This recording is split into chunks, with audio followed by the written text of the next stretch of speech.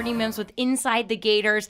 We're here doing the inaugural podcast, right? The very first one. And hey, guys, I am really sorry for us being horrible and not getting this to you earlier. I mean, we're on week 6 of college football. This should have been week 1, right? But there was a little thing that I like to call a hurricane that came through and maybe didn't make it the best for us. But hey, we're here now. I'm with Joseph Hastings and Andrew Olson, and we're going to break down some Gators for you. So guys, the first thing I want to talk about, let's recap that Vandy game, okay? Saddest thing for me, I always gotta say it's like always like a sad moment, right? But saddest thing for me, watching Luke Del Rio go down, watching him leave the game. Hey, best wishes to that man. He got his surgery done yesterday. He tweeted out that he was okay. Thanks for all the prayers and wishes. But hey, that made Felipe Franks come in the game for him. And hey, wasn't that bad, right? I was thinking on the sidelines, oh, it's gonna be bad. Ooh, it's not gonna be the best, but did okay. So let's get your thoughts on that. Let's get your thoughts on some of the big plays. Holy moly, Malik Davis. Can I say that name 4 times on this podcast? More than that, Malik Davis is my man. I mean, seriously, that is an incredible athlete right there. But I want to get your thoughts. Let's hear it. Whoever wants to go first, let's just, throw it out there. Yeah, it was interesting to see Franks back in there, kind of unexpected after the switch made at quarterback. It was interesting, too, to see he threw, I think, 6 passes on that one, quick drive at the end, running the 2-minute offense. And then the second half, they really just leaned on the running game. He threw only 8 more passes. It was really like you said, Malik Davis show and Michael Pirine show. It was, and that's, hey, it's not that bad, right? Yeah. I mean, I was okay. It was their show, Yeah. So yeah, they finished with, I think, like a 2-to-1 run-to-pass ratio, which is a little different than what some Gator fans are used to seeing. But, it did some key things. It kept the offense on the field. It allowed the defense to rest, and controlling the time of possession is pretty key. And I expect to see them try to lean again on the running game against LSU. Okay. And it's interesting, this is the 3rd game out of 4 games for the Florida Gators where there's been a quarterback change. This time it wasn't because of bad play or poor play. And we'll see 4 more, right? Yeah. Sorry, I just had to make the joke. At the rate that this is going with Malik Zaire, now the backup. But I think it's interesting to see how the Gators have been able to respond with either putting in Zaire or putting in Franks this time after Del Rio's injury. It seems like the team this time was able to rely on the run game a little more. They were playing a little behind against Michigan. Now against Vanderbilt, it seemed like Felipe Franks was a little more comfortable in the pocket. He can pass the ball downfield. I think that's definitely his biggest strength. Coach McElwain talked about him making those reads and those progressions at a better pace, being able to hit your first guy. But I think that'll get better as he continues. It's his first season starting. He's had a lot of ups and downs. But overall, I was very impressed with the run game and Felipe Franks' downfield passing ability. Yeah, and you know what word I love that you just used, Joseph? Was comfortable. That Franks was comfortable in this game. And you know what? That's what he needs. That's what any quarterback, I say this literally every season since like Tebow, right? You've got to get the quarterbacks on the field and get them the experience they need. Because here's the thing. Franks didn't play last year. He's essentially, what he is a redshirt freshman. He did not play last year. He did not get any experience, maybe in practice, but not on the level of play that is college football. And that's what he needs. And I think what you said is totally right. He was more comfortable. And I think we're going to see that keep going as long as he stays in the game, right? Mm-hmm. As long as he needs that experience, right? Honestly, he needs that experience right now. He's going to get more and more comfortable. He's going to get more and more confident as he goes on.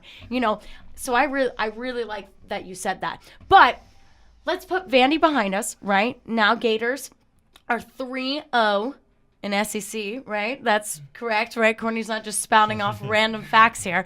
3-0 in SEC play. We don't count that one against Michigan because obviously it sucked and we try and erase it from our memories. I'm just kidding. It's technically does count, whatever. But we're 3-0 in SEC play. I saw that we were on the AP top 25 poll. I believe we were tied for 21 or 22 with Notre Dame. That was kind of cool. And just for a little tidbit, I know you guys on this podcast are Gator fans, right? We all support the Gators. We're all Gator people, right? We can kind of say that. On that AP Coaches Top 25 poll, 4 Florida teams were ranked, even UCF now, clocking in at number 25. But I seem to know there's a team, there's a Florida team that wasn't on that list. Oh, and you know who I'm coming for, okay? It's the tomahawk chop people. It's FSU, okay? So if there's any FSU fans, I'm sorry. Y'all are really sucking it up, right? And let's speak of some other sucking it up teams. LSU, right? LSU, who we have to talk about this. They lost to Troy. And if you haven't heard the news, game. Wake up. Yeah, that wasn't the homecoming game they should have been worried about, right? This was the homecoming game they should be worried about. But oh my gosh, come on. So, hey, let's look at this, right? We have LSU coming for a second homecoming. Not their own, but ours. And we're not going to let them come here and try and bamboozle us, right? We're gonna play well. That's what the Gators hope to do. And so what do you guys think are some keys going into this game with LSU? So, kind of, because I think truly, Felipe Franks has to step up. Because he's been playing, okay, he had like we said, it relied on the run game, right? We've got to see a quarterback that can step up a bit, right? I don't want to, just because LSU lost to Troy, I don't want to assume that they're not going to come here to play, because they're coming here to win. Well, here's the thing. Florida's got the advantage mentally, in my opinion.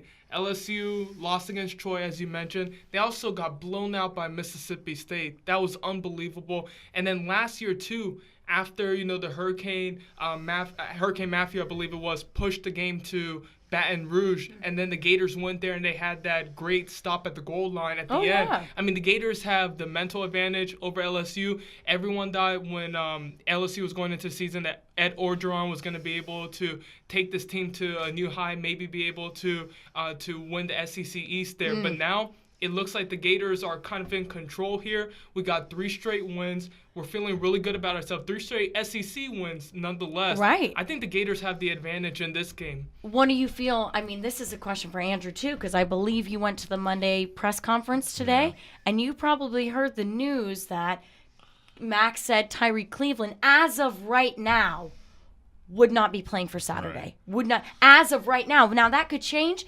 I saw him about, maybe an hour or 2 after the game, and I saw him in a boot, and it did not. He was keeping off of it. I mean, seriously, that worries me, because if we think about who's been one of our best receivers, Tyree Cleveland's got to be up there. Yeah. He is right up there.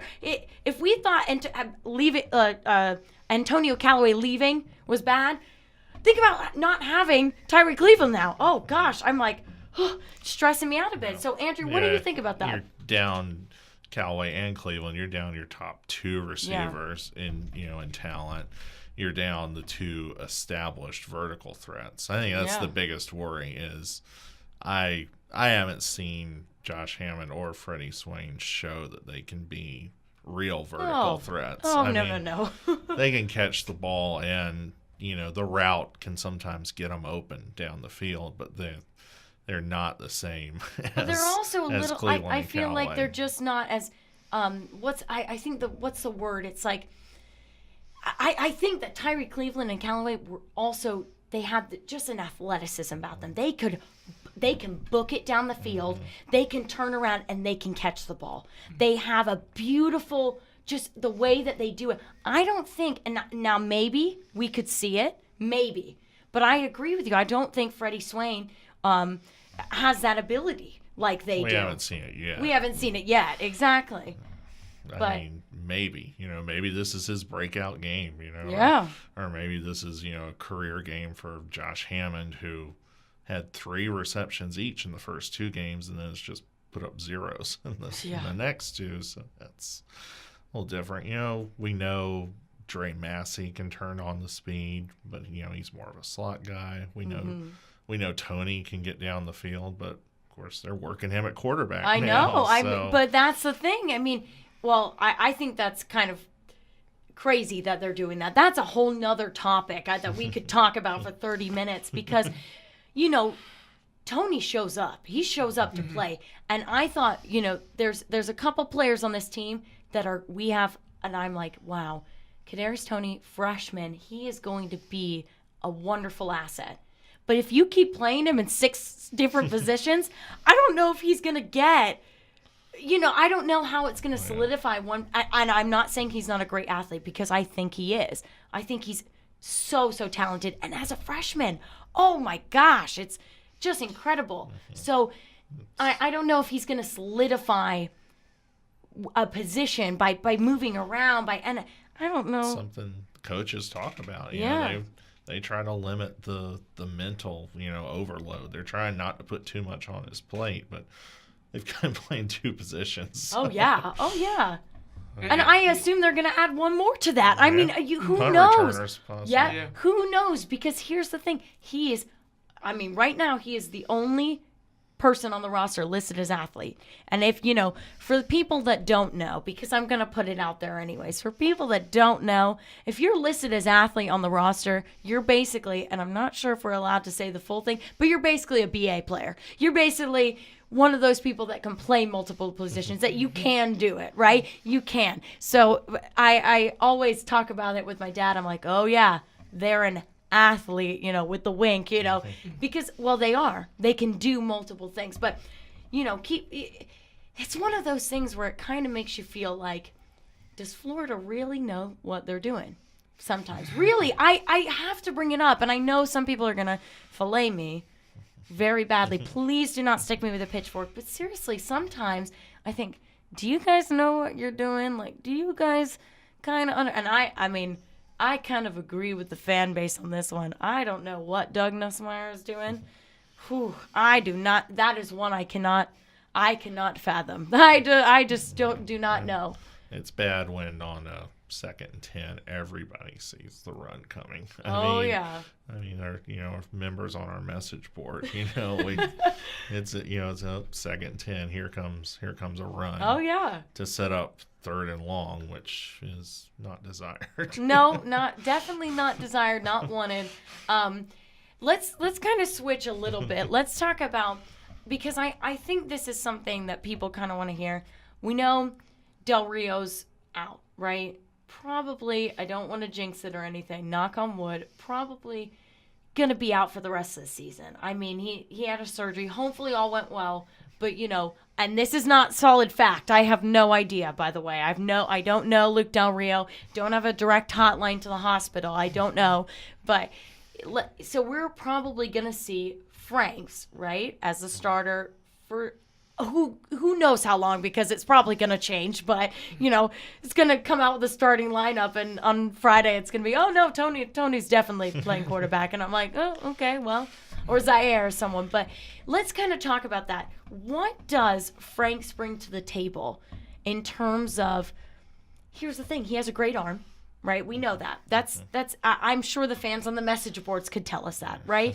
But what else does, I'm struggling to see some of the times how he can make decisions like a quarterback. That's my thing. Maybe you guys can change my thoughts on that. But I just want to know, what does he bring to the table against LSU? It's tough to really say what he brings against LSU for me, and what Coach McElwain said this as well. He represents a project. He represents somebody that you can work with, or if you can get him to make those reads and make those progressions, that with his height, with his arm, you can have one of the best quarterbacks in the SEC right there in a year or two down the line. I think that's where McElwain is shooting for right now, maybe Zaire is the kind of guy that can get you wins at this point. Him being someone who's had more experience at Notre Dame and having that kind of veteran presence about him. Yeah. Maybe he's somebody who can help you win those games, and he won't look at LSU homecoming at the Swamp as too big of a moment for him or anything like that. Whereas with Felipe Franks, every single game is a different challenge for him. Michigan, first neutral side game against a top 10 opponent. Against Kentucky, first SEC road game. Now with Zaire, you can kind of have a little more leadership there, someone who's played in the past. Yeah, totally. Yeah, but I think the important thing that I get away from is that Franks showed poise and all those efforts. He looked comfortable even against Michigan. Yeah, I agree. Joseph said that before, and I do agree. There were some slip ups on the field, but he didn't look too big for the moment. In Jerry World playing Michigan of all teams for his first game. I think he feels all right out there. One McElwain did bring up one thing, or wait a minute, this was actually a player that brought it up. He's better at lining up the team, in practice than he is in the game. So, yeah, he's dealing with a little bit of nerves in the game, but he's comfortable out there. He gives you a deep threat that probably Del Rio didn't give you. We all know Franks has a stronger arm of the two. And, just the biggest worry is can he handle the whole playbook? And is he going to stick with the play? We see him a lot where it seems like he starts scrambling way too early. Yep. It seems like he gives up on the play. He gives up on the pocket, too early. And, he's out there scrambling, looking to do something with his legs, which is really not his skill set. He's a pro-style passer, and that's, his arms, his height, his arm strength, as Joseph kind of talked about, that's what he gives this offense. Yeah, I definitely, there's sometimes where I just worry, right? And this is just because he did have a great game against Vandy. I feel like that was his best game so far, right? Maybe not his best in total, maybe not his best of the season, but definitely his best game so far. I worry that LSU right now, even though they were a mess against Troy, they were a mess. Let's all admit it. They were a mess, right? But coming into this game, they're going to want to win. They're going to play better because that embarrassment of last week is going to drive them. I feel this truly because of being a coach's daughter. That's what I know. Teams come in there losing embarrassingly the week before and have a drive to win. However, they're going to hit Franks hard. I think that's what they're going to think, that's a weak spot. I think that's what they're going to be talking about this week in practice. How can they hit Franks where the Gator attack on the offense is not going to work? Does that mean I think LSU will win? Probably not. But there's gonna be times, and mark my words, fans, right now, mark my words, there are going to be times where you're annoyed at the Gators offense because nothing they do is going to work. But I promise you, it's those shining light moments where I think Franks, when he gets more comfortable on the field, like we saw in Vandy, when he gets more comfortable and he makes that pass that we need, that brings us to first down, or makes that superstar pass that gets us to the end zone, that's when that's where we're gonna shine, truly and really, and our secondary, because I think that's so much more powerful than LSU's right now. And again, LSU is a mess, so can we talk about Chauncey Gardner for just a quick second? Oh, yeah. I believe that, I don't know what's happening, transitioning back to safety or whatever, but some of the missed tackles that I've seen from him, it doesn't seem like the same guy that we saw in the Outback Bowl last year. Like the guy who won the MVP in the bowl game. He just, I don't know what's going on there, if there needs to be a little more coaching on that end with the tackling, but That's been an issue that I've seen in the secondary, because you brought it up. I believe that our secondary is better than LSU's, but that's something that's going to have to – you can't let that happen against LSU. Right. You have to tackle them. Right. And that's a great point. I think Andrew could probably expand on this better. I don't know how many, tackles he's made, how many people that he's actually covered effectively, I guess. But I think it's better than LSU, but it's going to have to get better against, think about Georgia. Oh my gosh, they are killing it this year. Little respect to Georgia, right? Because they are doing well. That secondary's got to be tight. And so, maybe Andrew, you can kind of give us, I don't know, what are, I'm trying to think of how to phrase this, I guess, but what are some things that can make it a little bit tighter, that can make it more effective? Because it's not bad, but it's not where it needs to be. I love that. So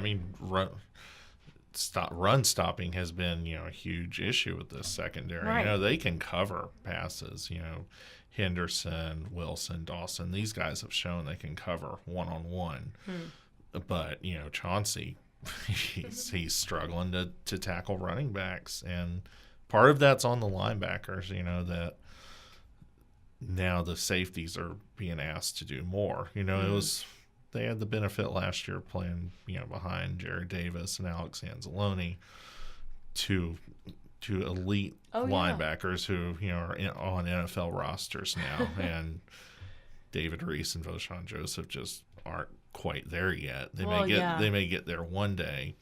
Last year Chauncey really shined as kind of a free safety, especially in pass coverage. He was a guy that would just kind of fly to the ball. He hits hard. He's a good hitter when it comes to jarring the ball loose. If a receiver's catching it, Chauncey's great at making contact, but he's not there yet when it comes to wrapping up somebody like Tennessee running back John Kelly, in the open field. He's getting trucked in the open field. And you wonder if they're going to move him back, to corner, even though corner's looking pretty good right now.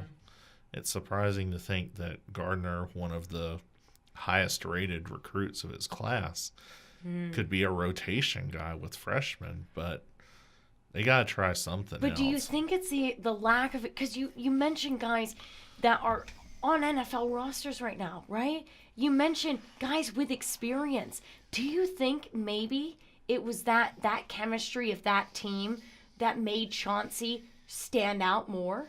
Do you think, because that's what brings to me. We think about it, I'm like, why is he not doing as well as he did, right? Because there is a definite shift between last season and this season. Is it because there's more experienced guys with him out there? I don't know. Could be, and he got to play with Marcel Harris last year. A huge loss. I think you could make a case that Marcel is the player that's missed most right now, even more than Callaway or Scarlett. True, definitely. Honestly, I agree with all of these, and I think these are even questions going past the LSU game that as the Gators move forward, these are questions they're going to have to answer to. And I think some of it is that we don't really know the answers right now, especially because we've had 3 wins in a row, right? And so people are looking, it's more positive. People are writing positively. People are showing these stats, and they're more positive because we're winning. But when we're up against a team like Georgia, which is coming up, people, end of October, it's coming up, what's going to happen? And I think that's a future question. Obviously, we don't have time to cover that now. We're coming up pretty hot on 23 minutes, but I want to ask you guys last question, and we're going to make it a fun question, right? We have to make it kind of fun for the people who stayed for the money down, right? People who stayed for the ending of the podcast, which I love to call the money down. They should get something, right? So, I want to know, what are your predictions this Saturday's? Let's see who can get the closest, right? I need music on. I need the Price is Right music. I need a little Jeopardy music or something like that. I want to know score predictions. whoever gets the closest, I'll bring them a bar of chocolate next week for next week's podcast. How about that? So let's go. Andrew, Joseph, I can give you mine if you want, but I want to hear yours first. All right, I got the Florida Gators winning 21-17. I think it's gonna be a close game in my opinion. Just because anytime you have Florida against LSU, you have an SEC rivalry like that. It's gonna be a close game in my opinion. But I think the Gators are gonna be able to pull it off. I think them being at the Swamp is gonna be the determining factor here. So I got the Florida Gators 21-17. Nice. I'm going to say 27-24 Florida. I think it all comes down to Eddie Pinero. Yeah, I think dang it, you guys stole mine. I'm going to go 24-20. Why? Because I think the Gators are going to score 3 touchdowns, and we're going to kick one more time with Eddie, right, to get those 3 extra points. That's how we're going to be 24. Don't know how LSU is going to get 20. Kind of just threw it out there because I think it's also going to be close. But I think we're going to be like an extra 3 points, 4 points ahead of them, honestly. If any, like you said, Joseph, I think Andrew's is close too. What? Yeah, yours is close too. I think it's going to, I think, hey, I hope one of us is right. Like, I really did. That'd be so cool. If one of us was right, I'd be like, yes. There's a history of LSU winning on fake field goals and stuff like that. It's about time Florida gets one with the kicking game. Oh, yeah, totally. I agree with that. And on that note, guys, I hope you've enjoyed this podcast. So please, please, please, please, please, I can't beg you enough. If you like us, if you think we're awesome, if you're like on these message boards and you're like, wow, these guys are awesome, I want to hear from them every single week, then subscribe. I can't tell you enough. I know it's annoying at the end of podcasts or like at the end of YouTube videos. Some people are like, subscribe. But you please do it. It helps us. We want to keep doing these for you guys. We want to keep doing them. We really want a fan base to do it around because that makes it so much more awesome for us. So if you like it, hit subscribe. You can also continue the conversation on Twitter by using any of our handles. You can actually tag at Inside the Gators. You can tag hashtag Inside the Gators, or you can reach out to us personally. I'm at Mims Courtney. That's at Mims MIMS, and then Courtney, just Courtney. So Joseph's and the Andrews. I don't know your Twitters. My Twitter is at Joseph A. Hastings. By Andrew Olson. And seriously, guys, continue the conversation with us. We want to hear from you as much as you guys want to listen to 27-minute podcast from us. Seriously, I don't know how many of you guys are doing that. Thanks, Grandma, so much for listening. But please, please, please reach out to us. Continue the conversation. We're always tweeting. Andrew's always out there covering the games. Joseph's always out there being awesome and covering and being a fan and doing everything that Joseph's doing. And I'm, probably sitting on my couch with my cat eating some chips. I'm kidding. I'm covering too. So if you guys ever have any questions, ever want to talk to us a little bit more, if I've said something that you disagree with in this podcast or any of us have said, reach out to us. Let us know. We love that. If we've, I almost said a bad word, but if we've angered you in this podcast, please let us know. That makes our job so much better. We love it. I love when people get angry at me. So please, please, please, please follow, subscribe, do all those things. It was great getting to talk to you guys, and let's get this game on Saturday. Let's beat LSU, right? Am I right? Let's beat LSU. So see you guys next week, and it's been really enjoyable talking to you guys. Hope you've listened to this whole thing, and have a great weekend.